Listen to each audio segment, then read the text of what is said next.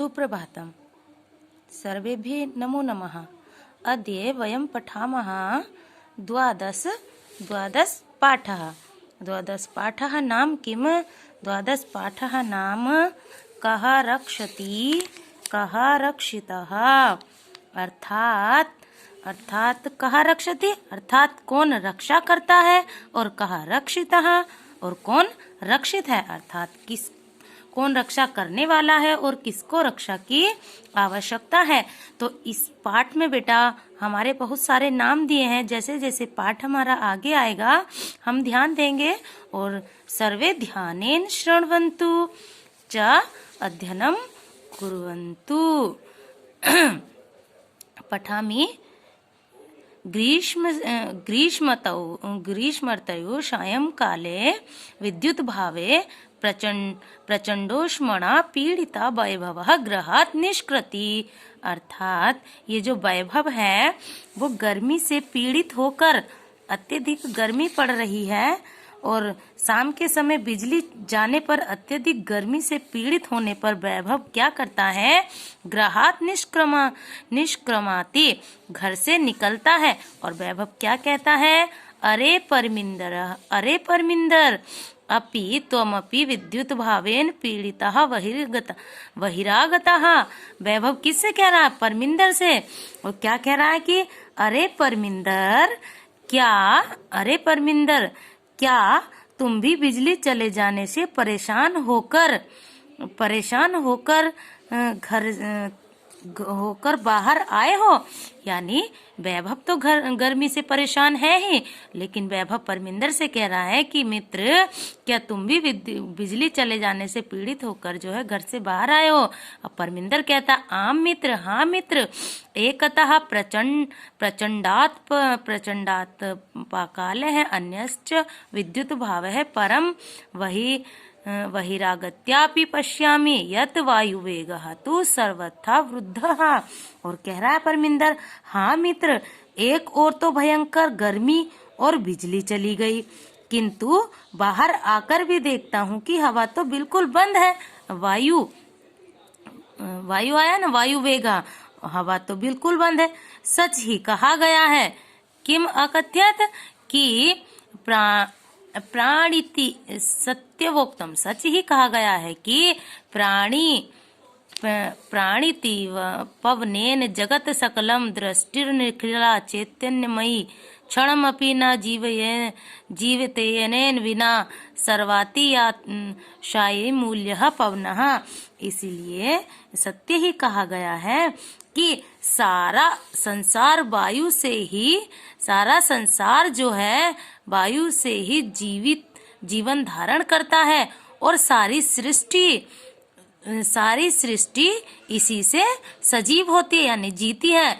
इसके बिना क्षणमपि न जीवित, इसके बिना कोई भी क्षणभर जीवित नहीं रह सकता। इस प्रकार वायु सबसे अधिक मूल्यवान है। सबसे अधिक मूल्यवान क्या है? वायु है। अब इसमें विनय भी इनके साथ है। विनय कहता है, अरे मित्र शरीरात् न केवलम स्वेद विंदवः अपितु स्वेद धारा इव प्रशत्रवंती स्मृति पथमायाति शुक्ल महोदय रचितः श्लोकः। अरे मित्र, शरीर से न केवल पसीने की बूंदे अपितु पसीने की नदियां भी बह रही हैं।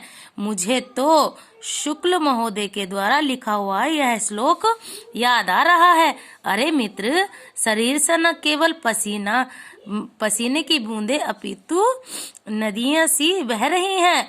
मुझे जो कौन से महोदय, यानी शुक्ल महोदय का कहा हुआ ये श्लोक याद आ रहा है। क्या कि तप्तेर वार्ता घतेरपि वितम लोकान नभसि मेघः आरक्षि विभाग जना इव समय नेव दृश्यन्ते। कि गर्मी से पीड़ित लोगों को वायु के द्वारा बचाने के लिए सुरक्षा विभाग के लोगों की तरह आकाश में बादल समय पर दिखाई नहीं देते। कहा गया है। जो विनय है वो कह रहा है कि मुझे तो मुझे तो शुक्ल महोदय द्वारा यह श्लोक पढ़ा हुआ लिखा हुआ याद आ रहा है कि गर्मी से पीड़ित संसार है, लोग वायु के द्वारा बचाए जाने के लिए सुरक्षा विभाग के लोगों की तरह आकाश में बादल समय पर नहीं दिखाई देते। इदानीं परमिंदरः वदति, परमिंदरः आम अद्य तु वस्तुतैव, हाँ आज ही वास्तव में ही, किम निदाघ ताप तप्तस्य याति तालु ही शुष्कताम पुंसो भयार्धितस्येव स्वेद वज्जायते वपुः। अर्थात कहा गया है कि ग्रीष्म के ताप से दुखी मनुष्य का तालु भयभीत मनुष्य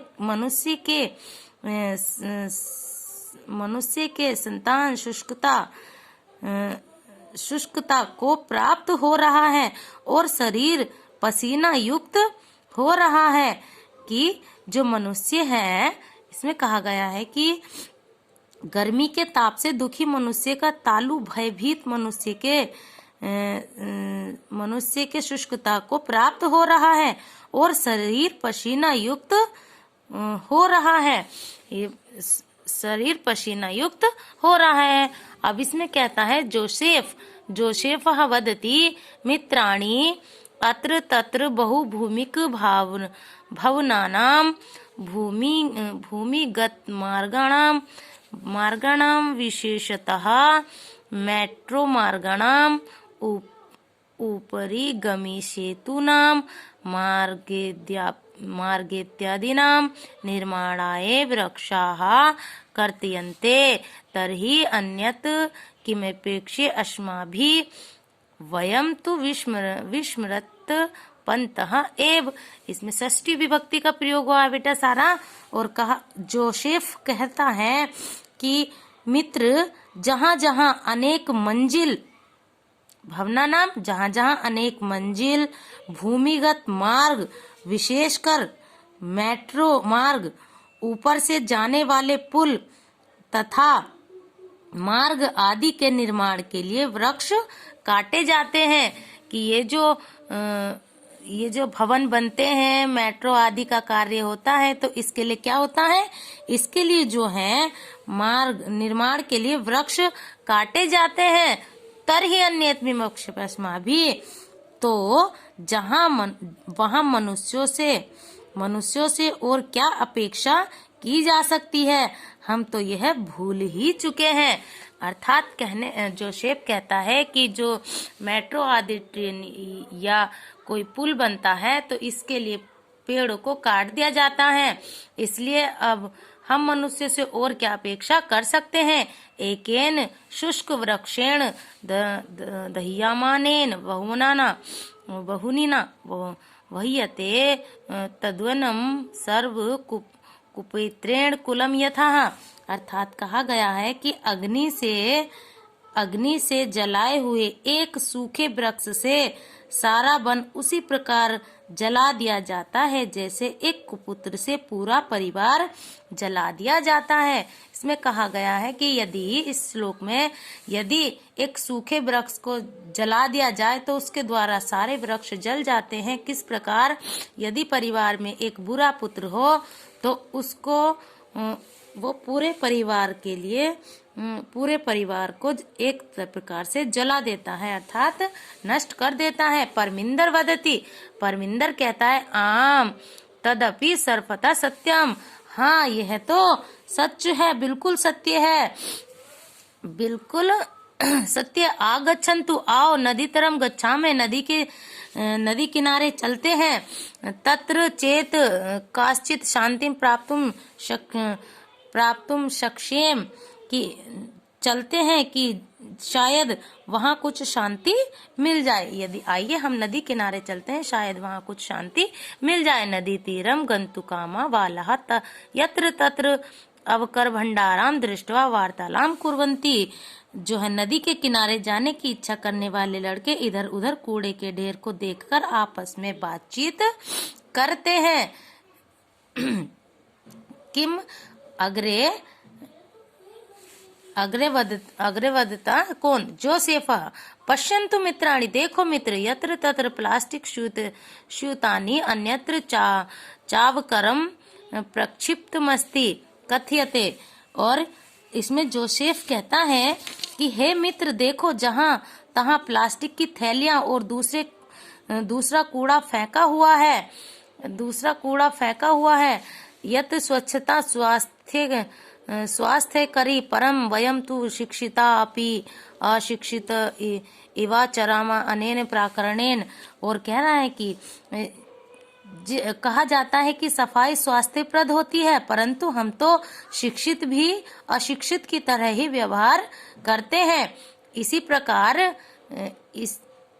अनेन प्राकरण, इसी प्रकार वैभव कहता है ग्रहणानि तु अस्माभिः नित्यं स्वच्छानि क्रियन्ते परम किमर्थम स्व पर्यावरणस्य स्वच्छतां प्रति ध्यानेन न दीयते। वैभव कहता हम अपने घरों की तो रोज सफाई करते हैं, परंतु क्यों अपने पर्यावरण की स्वच्छता की ओर ध्यान नहीं देते। विनय कहता है पश्य उपरितः इदानीमपि अवकरे मार्गे क्षिप्यते, कि विनय कहता है देखो देखो, ऊपर से अब भी कूड़ा मार्ग में फेंका जा रहा है। अहूये महोदय कृपा कुरु मार्गे भ्रमद्यव एतत्तु सर्वथा अशोभनम कृत्यम अस्मद् सदृश्येभ्यः बालकेभ्यः भवति सदृश्य एव संस्कारादेयः। और विनय कहता है कि महोदया मार्ग में घूमने वालों पर कृपा करो, यह तो हर प्रकार से अनुचित कार्य है। हम जैसे बालकों को आप जैसी स्त्रियों के द्वारा ही संस्कार दिए जाने चाहिए। यानी विनय कहता है कोई ये जैसी महिला कूड़ा फेंक रही कि हे महोदया, हम जैसे बालकों पर आप कृपा कीजिए, हमारे ऊपर आप कूड़ा ना फेंकें, क्योंकि हमें जो संस्कार मिलते हैं वो आपके द्वारा ही मिलते हैं। ये तो बिल्कुल ही गलत है। अब रोजलिन कहती है आम पुत्र, हाँ बेटा। रोजलिन कहती है हाँ पुत्र, सर्वथा सत्यम वदसि, तुम पूरी तरह से सत्य बोलते हो। क्षम्यताम, क्षमा कीजिए। इदानीमेव गच्छामि, क्षमा कीजिए, मैं समझ पा रही हूँ, अब मैं समझ गई हूँ। रोजलिन आगत्य बाले शाकम क्षिप्तम वक्रम मार्गे विकीर्ण मन्यदव करम चापी संग्रह्य अब कर कंडोले पातयति। और रोजलिन क्या करती है? रोजलिन आकर लड़कों के साथ अपने द्वारा फेंके हुए तथा रास्ते में बिखरे हुए दूसरे कूड़े को भी इकट्ठा करके कूड़ेदान में फेंकती है। अब ये जो स्त्री है इसका नाम रोजलिन है। जब इन बच्चों ने इनको समझाया तो ये ऊपर से नीचे आई और इन्होंने इन बालकों के साथ मिलकर जो है वहां का कूड़ा उठाया और उस कूड़े को इनके साथ मिलकर सारा डस्टबिन में रख दिया। अब बालः वदति एवमेव जागरूकता एव प्रधानमंत्री महोदयानां स्वच्छताभियानमपि गतिम प्रापिष्यसि। अब वो बालक कहते हैं कि इसी प्रकार की जागरूकता से प्रधानमंत्री महोदय का सफाई अभियान आगे बढ़ पाएगा। विनय कहता पश्य तत्र धेनु शाक फलाना मावरणै सह प्लास्टिक स्यूतमपि खादति यथाकंचित निवारणीया एषा। अब विनय कहता है देखो देखो, वहाँ गाय सब्जियों और फलों के छिलकों के साथ प्लास्टिक की थैलियां भी खा रही है, जैसे तैसे इसे रोकना चाहिए। ये गाय है, यहाँ पे कूड़ा पड़ा है तो गाय जो है इसमें से जैसे कुछ खाने का सामान जो खराब है वो उसके साथ लेकिन प्लास्टिक की थैलियां भी खा रही हैं। तो मार्गे कदली फल विक्रेतारम दृष्टवा, मार्ग में रास्ते में केले बेचने वाले को देखकर लड़के के बालः कदली फलानि कृत्वा धेनुमहवयन्ति भोजयन्ति, जो है केले वाले को देखकर लड़के केले खरीदकर गाय को बुलाते हैं और उसे खिलाते हैं। च मार्गात् प्लास्टिक स्यूतकानि चापशार्यं पीहते अवकर कंडोलः क्षिपन्ति। और तथा रास्ते में प्लास्टिक की थैलियां हटाकर ढके हुए कूड़ेदान में डालते हैं। अब बालकों ने क्या काम किया, विनय ने अपने दोस्तों के साथ मिलकर केले खरीदे और केले के माध्यम से गाय को बुलाया और जो वहां से जो प्लास्टिक की थैलियां पड़ी थी तो उसको कौन से कूड़े जो ढकने वाला कूड़ेदान है उसमें उसने उसको डाल दिया। अब परमिंदर कहता है प्लास्टिक अस्य मृत्तिकायाम लभायात अस्माकं पर्यावरणस्य कृति महती क्षति भवति। परमिंदर कहता है कि प्लास्टिक के मिट्टी में छुप जाने से हमारे पर्यावरण को बहुत बड़ी हानि होती है। पूर्वम तु कार्पासेन चर्मणा लोहेन लाक्षया मृत्तिकया काष्ठेन व निर्मितानि वस्तूनि एव प्राप्यन्ते स्म। पहले तो चमड़े से, लोहे से, लाख से और मिट्टी से बनी हुई वस्तुएं ही प्राप्त होती थी। अधुना तत्स्थाने प्लास्टिक निर्मितानि वस्तूनि प्राप्यन्ते। अब तो जो है आजकल इसके स्थान पर प्लास्टिक से बनी हुई वस्तुएं प्राप्त होती हैं। वैभव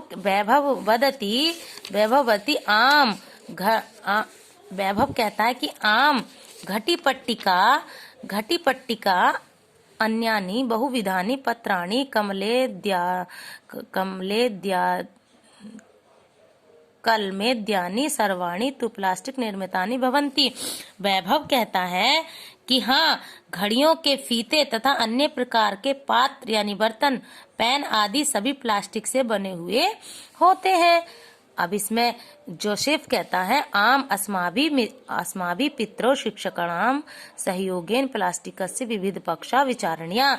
कि मैं जो हूँ, हमें पिताश्री तथा शिक्षकों के सहयोग से प्लास्टिक के विभिन्न पक्षों के पर विचार करना चाहिए। हमें जो अपने माता पिता के साथ मिलकर और अपने शिक्षक के साथ मिलकर जो है विचार करना चाहिए। पर्यावरण से पशुओं रक्षणीय, पर्यावरण से जो है हम पशुओं की भी रक्षा करनी चाहिए। एव मेलावपन्तः सर्वे नदी तीरम प्राप्ता नदी जले सम्मजिता भवन्ति।